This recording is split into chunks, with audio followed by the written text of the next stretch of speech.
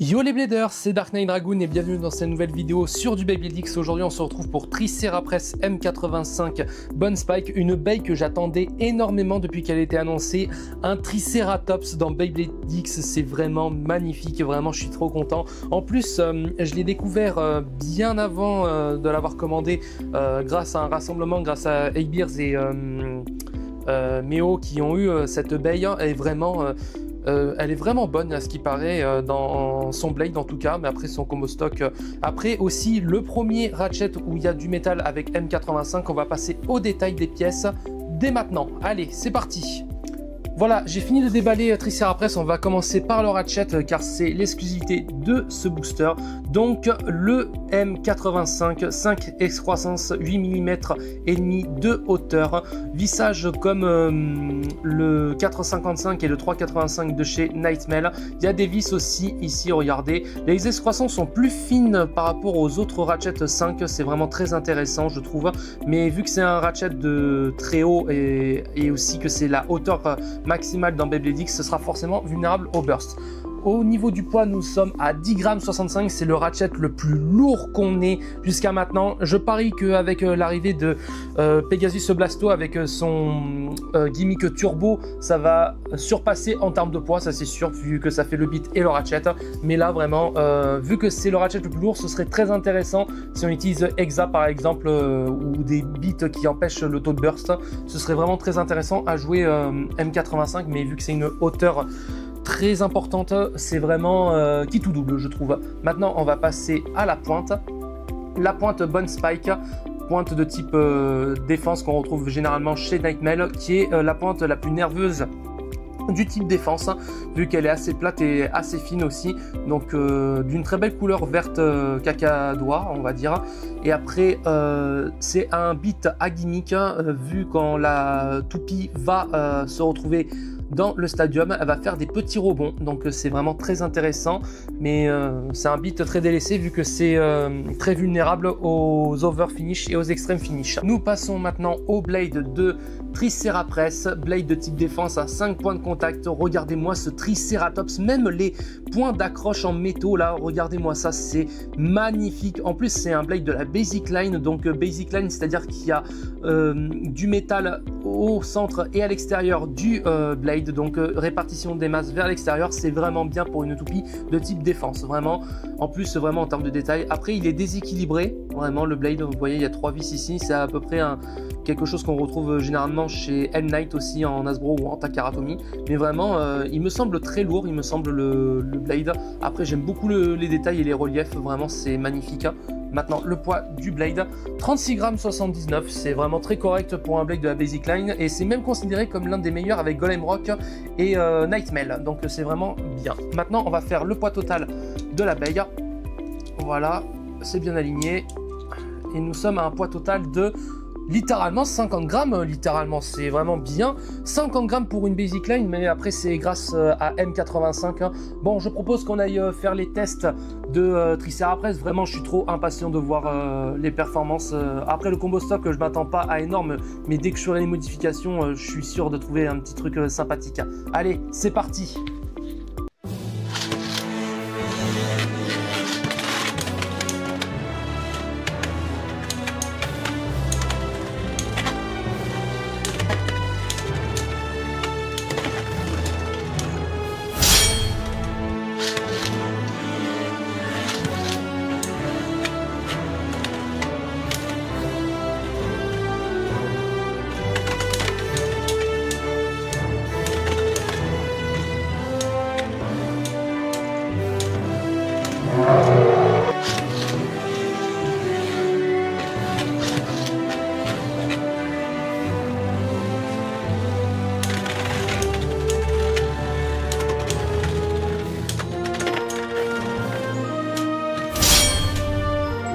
Bon, pour être tout à fait honnête, je suis agréablement surpris par la performance du blade de Tricerapress. Vraiment, elle n'a pas bursté du tout grâce à sa protection du ratchet, grâce à son blade. Vraiment, c'était très bien aligné pour M85.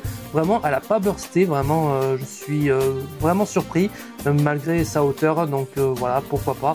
Mais après, vraiment, pour l'amélioration du combo de Triceratops, je propose 560 Taper. Allez, on va voir ce que ça donne avec ce combo-là.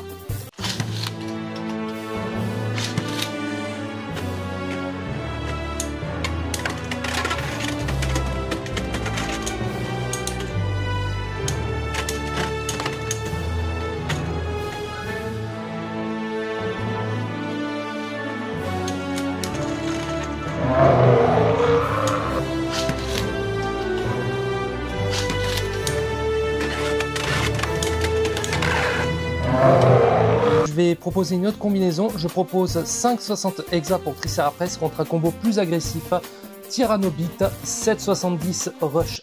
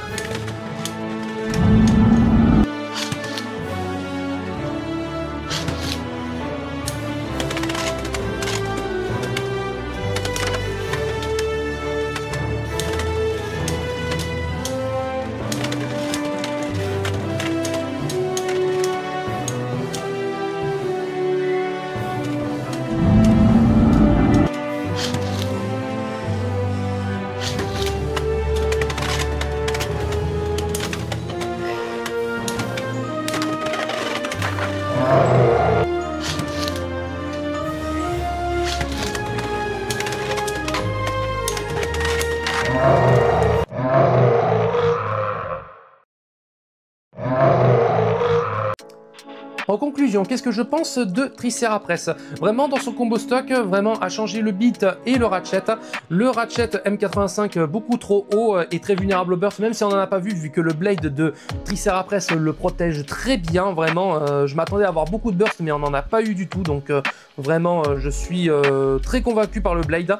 Après, version 65, même avec 5,60 Hexa, c'était vraiment super en termes de recul et en endurance. Vraiment, Triceratops, c'est vraiment super. Bonne spike, vraiment pas mal du tout comme beat, mais après, c'est une version V2 vu que je trouve que la pointe au bout du beat ressort plus et plus pointue que la version V1 avec Nightmare, donc c'est vraiment très intéressant. En plus, la résistance est plus dure quand vous appuyez avec le gimmick de Bonne Spike, donc voilà. Après, vraiment, contre Tyrannobite 7,70 Rush, Triceratops a su se défendre, même elle a donné des sacrés reculs à Tyrannobite et à Nightmare. Je suis vraiment content de cette toupie, vraiment. Je la jouerai en mode défensif, ça c'est sûr, mais vraiment là, 5,60 Hexa, c'est le meilleur combo que j'ai pu trouver jusqu'à maintenant, mais je vais essayer de trouver mieux, vraiment. C'était Dark Knight Dragoon, n'hésitez pas à liker et à vous abonner et à commenter sur la chaîne, ça fait vraiment plaisir. Allez, on dit au revoir à Triceratops, on se retrouve dans une prochaine vidéo. Beyblade X, Jana!